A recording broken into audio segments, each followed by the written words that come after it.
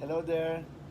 Isang mapagpalang araw sa inyong lahat at bumabati ako ng isang maligayang araw at kaarawan kay Lilia na sana sa araw na ito ay maging masaya ka sa piling ng iyong pamilya at dalangin ko na ikaw ay laging masaya at ligtas sa anumang kapahamakan at karamdaman, of course, na one day ay makakasama ka na rin dito na nila Sister Aida, namin lahat dito at pati na ang iyong mga anak dyan ay unti-unti na makakarating dito. Maging masaya ka sa araw na ito at pagpalain ka at bigyan ka pa ng mahabang buhay at maligayang kaarawan pa sa darating pang panahon. Enjoy life and huwag mong stressan ang sarili mo sa araw-araw na buhay. We only live once and dapat sa araw-araw na ating pananatili dito sa mundong ibabaw ay lagi tayong maging masaya at huwag mong masyadong intindihin ang lahat ng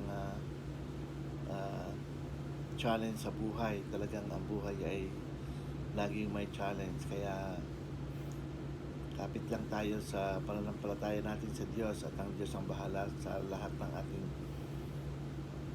mga pang-araw-araw na pangangailangan. Sinabi nga niya sa kanyang salita na come to me all of you who are heavy laden and I will give you rest. So yun lang. At siyempre siya din ang ating magbibigay ng mga pangangailangan natin sa araw-araw. He is the supplier of our needs. Kaya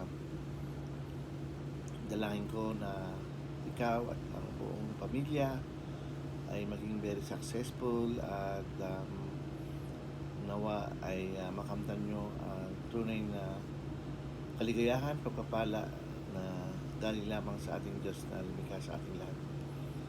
Okay, God bless you all and enjoy your day. Bye-bye now. Happy, happy, happy birthday. Sa inyo ang pagkain, sa amin ang inumin. Happy, happy, happy birthday. Maraming salamat nga pala sa mga kanina yung pinagkaloob sa amin. At napakadami naman. Thank you very much at binigay namin sa mga sa mga anak namin doon sa baba, kila Iris, kila Ann, kila Nico. Maraming salamat. Okay? I'll see you later. Bye now. God bless.